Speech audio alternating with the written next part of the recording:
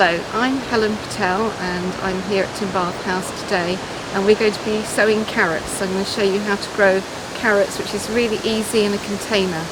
And there's talk of a carrot shortage from the drought and from Brexit, so really you don't need many things to have a go at doing it yourself. I'll show you how. So here we have the finished product. These are some that I sowed not all that long ago, a couple of months, and you see we've grown lovely carrots like that. They come out really good. You know, you can't fault that. That's those are really easy to use in the kitchen. They're nice and big. So that's what we're going to be producing. That's what we're aiming for. You can of course eat them as babies if you like, baby carrots. So go around to this tub and I'll show you how we do it. Any container will do. You can use a washing up bowl, you can use small water cisterns, you could use a rubbish bin, plastic or metal. The thing that you must do is make some drainage holes in the bottom for the excess water to flow out to the bottom.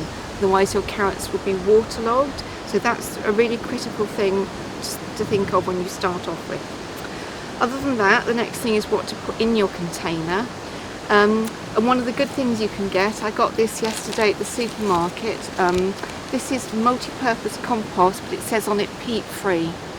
And that is the thing to look for, because as organic gardeners we don't use peat-based composts.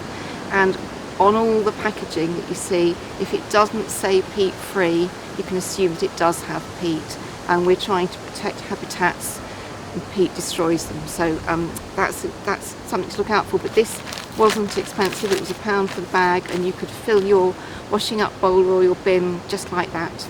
Another source which we find very good is we have a community composting scheme in a village near us, and if you take your own bags you can get as much really good recycled material compost as you like, and it grows really good carrots. Tried it.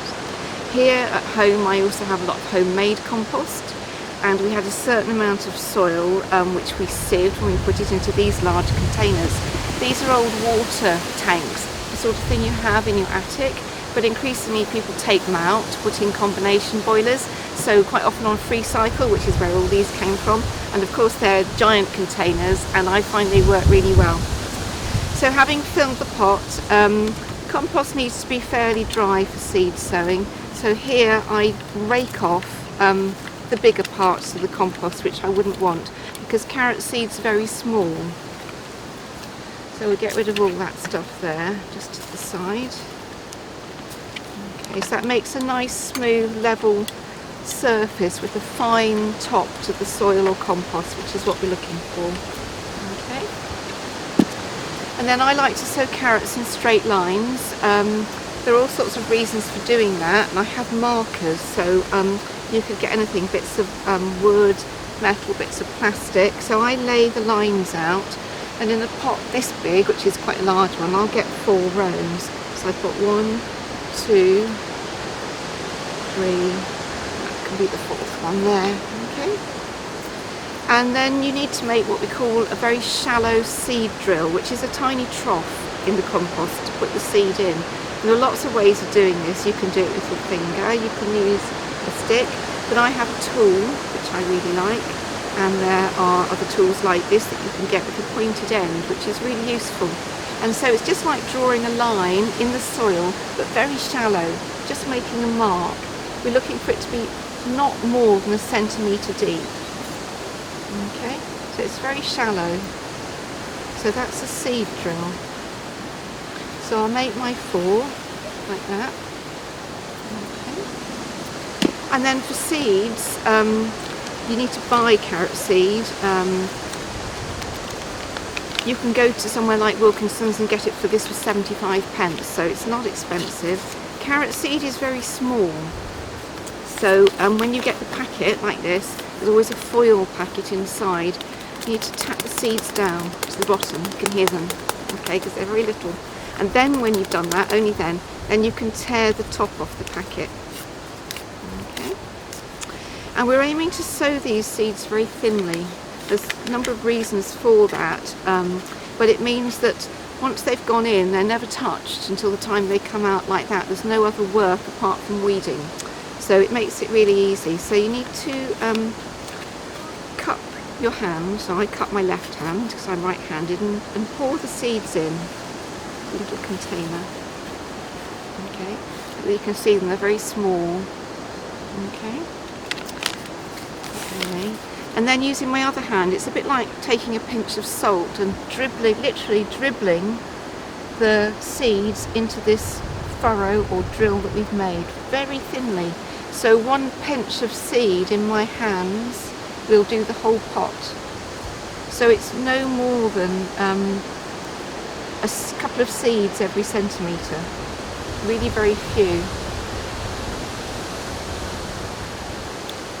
And I know this looks fiddly, but if you are careful, it pays off later on because they're really easy to look after. So there we are, that's the seeds in. Find the packet and put back the ones I don't need because I can use those again. Okay, so it didn't use the whole packet.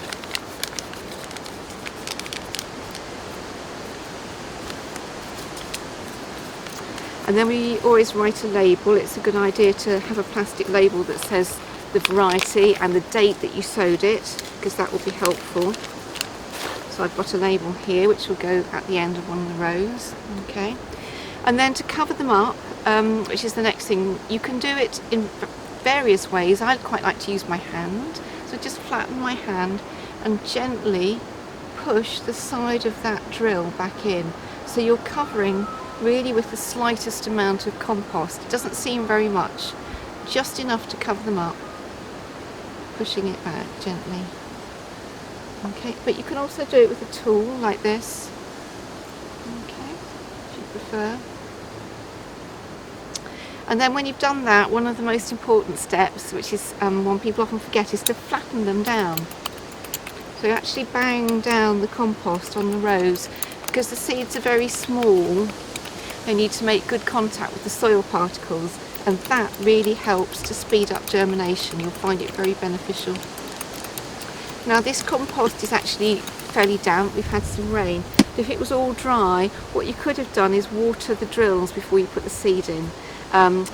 What you must avoid is putting a big shower of water on here that would actually wash them away because they're so small. So watering them now, you need to do it very carefully with a fine watering spray or rose.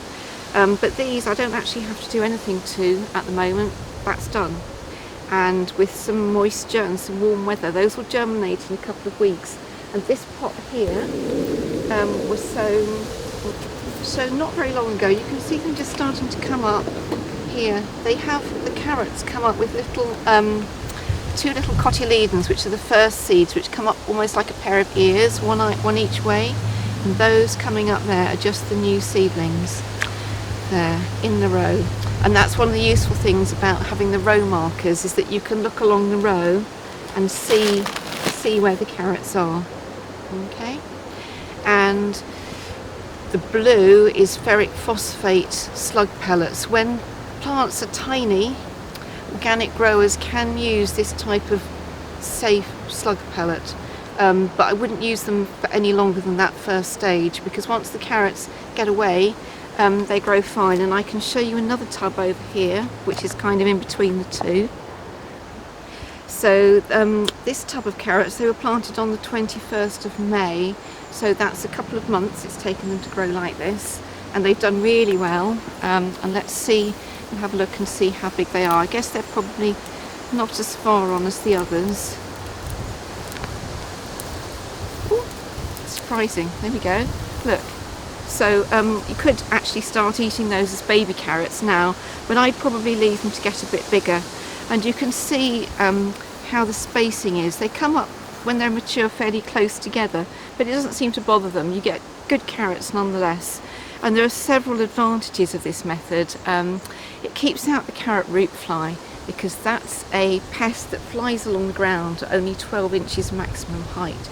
And by having a high tub like this, it means it's protecting plants from that as well. So that's really helpful. So those are on their way to being my next crop. And I'm always, as soon as I finish one container, I immediately sow it, so all through the growing season there are carrots coming on to maintain the continuity of supply, which is really helpful. And so if you haven't got a garden and you just had somewhere that you could put a container or a box, you could have your own carrots like this. And I really think you should have a go. It's easy.